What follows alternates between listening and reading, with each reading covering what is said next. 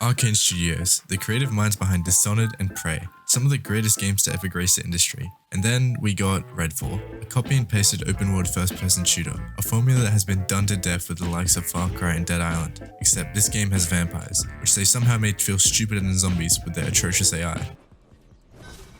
That's wild. And even with the game being out for months at this point, there are still no major updates that have been made to the game. No 60 FPS fix for the next gen consoles, and no heroes for the people that paid an extra $30 for 4 outfits and a weapon attachment. So how exactly did the company go from winning Game of the Year nominations year after year, and the pioneers of both stealth and immersive sim genres, to a game that required the CEO of Xbox to apologize for how terrible their game was? There's nothing that's more difficult for me than disappointing the Xbox community. Well, it starts with Dishonored. Dishonored was released in October 2012, and in June of that year they released this badass trailer with Require's rendition of Drunken Whaler. A trailer displaying the astonishing architecture of the 1800s inspired world, as well as all the many ways you could creatively and masterfully kill enemies using the gameplay mechanics. No dialogue was needed to accentuate how goddamn cool this game looked. Just a trailer showing gameplay and the creativity within the playground was all that was needed to generate anticipation for this game. And when Dishonored released, it actually delivered on its expectations. An expansive world that can be played in multiple different ways, and guess what? It had AI that could walk around obstacles. Truly a technological advancement for the year of 2012. The story of Dishonored takes place amidst a pandemic that has ravaged the city of Dunwall, fear-mongering citizens to stay indoors and turning the infected into mindless zombies. Hey, that sounds a little too familiar. Instead, it's a pandemic spread by rats, and not bats. Your choices have implications on the game's dialogue and world through Dishonored's chaos system. Your tendency of stabbiness is measured in chaos. Low chaos means more positive scenarios for the player, while high chaos and the trail of bodies leads to worse scenarios for the player. Doing a high chaos playthrough leads to the increased spread of the plague throughout the city, making both rats and weepers appear more frequently, as well as accentuating the fear of the rat plague in Dunwall. Guards will quickly dispose of anyone that has an inclination of the plague. Put down your weapons. Just think for a moment before you... Help! Bitch! You go help! Help! Oh, damn, bro! And making the choice to kill someone instead of sparing them can lead them showing up later in the street as a weeper. Not only that, but this can impact on how characters treat you differently based on your choices. While going through on a high chaos playthrough, Samuel the boat dude that usually drops you off to locations of each missions in a stealthy manner, will just flat out expose your position. Basically, all the characters will treat you differently based on your choices. Emily's drawings will be dark and depressing as opposed to what kids should really be drawing. Emily will greet you asking how many people you've killed tonight, instead of greeting you and telling you how good of a job you did tonight. Playing through Dishonored with low chaos is basically just minusing everything that happened during a high chaos playthrough, but instead benefiting the player for sparing people. So the game is kinda supposed to be played on low chaos, but of course with the caveat of having to incapacitate all your enemies. And who wants to do that when you have awesome black magic powers? Oh yeah, did I forget to mention, Dishonored has 10 unique powers. While a majority of them focus on killing people rather than putting them to sleep, it kinda plays in with the whole theme of black magic and using those powers for greater evil. But you are given the choice of not choosing any black magic if you want to, and instead playing through the game just as an assassin with no cool black magic powers. Your choices actually impact the game and your playthrough of it.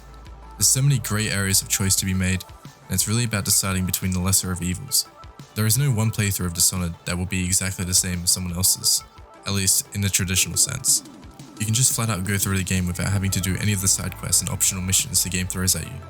So if you haven't already played Dishonored, it's certainly one of the most influential games when it comes to storytelling choices and most of all stealth. I don't think games like Alien Isolation would exist without the stealth mechanics in Dishonored. Dishonored 2 dropped 4 years later after the original, and while initially it didn't have the best launch, I remember when it came out playing it at 20 FPS because it ran terribly on PCs, but for the most part, all of the performance issues have been fixed in its current state. Dishonored 2 is basically better than Dishonored 1 in every way, basically making improvements on all fronts. You can either play as Emily from the first game, all grown up, or as Corvo, but Emily has a whole new set of unique powers, so I'm not really sure why you would want to play as Corvo, but it adds replay value to the game, so there's that. Now people may say that the story wasn't as strong as the first games, with the first game centered around Corvo's revenge arc, but in terms of gameplay and level design, the second game is leagues ahead. The Clockwork Mansion level is one of the most immaculate pieces of game design, as the level changes around you, offering different ways to approach the mission, and as these clockwork soldiers that actually take a bit of strategy to take out, as one assassination attempt doesn't take them out instantly, so you'll have to find unique ways to fight them instead of just, one-shotting everyone with a sneak attack. And later on in the game there's a really cool mission that involves time travel, which reminded me of Titanfall 2. It's kinda similar to that, but it's a lot cooler. Dishonored 2 really did improve on the first game's formula. being a highly praised sequel to the Dishonored series. A year later in 2017, Prey was released. Prey is a once-in-a-decade game. The creativity that was given to the player was insane.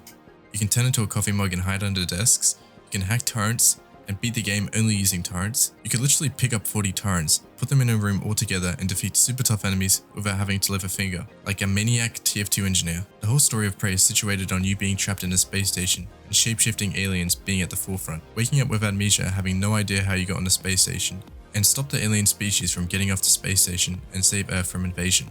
And also, Prey had hacking minigames, instead of, just holding E. Real innovative stuff. Also, there's this piano Easter egg in the game that plays the Dishonored theme, which I thought was pretty cool. And then you go back to Redfall, and you can strum a guitar up and down. It's like Arkane doesn't even care anymore. Arkane actually put effort into crafting their games, and putting in small details like playing a song on a piano in the game, instead of, just strumming. It just goes to show even the small details like being able to play a little Easter egg shows how much detail they put into their games. And then Deathloop was released. I never played Deathloop, but I remember the horrendous PC launch it had. Like Dishonored 2 before it, having lots of frame rate issues and just being an overall decline in Arkane's craftsmanship. The AI of the game was also pretty terrible from what I've seen. And while the game did have some pretty cool ideas like having players invade your game, playing as the main antagonist and try to kill you, but it wasn't seen as anything too groundbreaking like Dishonored and Prey were. It really was just the start of the overall downfall of Arkane going into the future. And here we are with Redfall.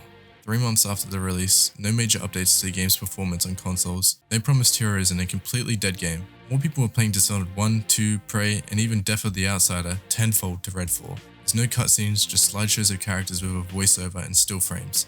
So they weren't spending time on that. There's no interesting story, rather they would spend time putting in random obscure details about one of the characters being a student in debt. The AI is stupidly bad at getting caught behind literally anything that can get in between the player.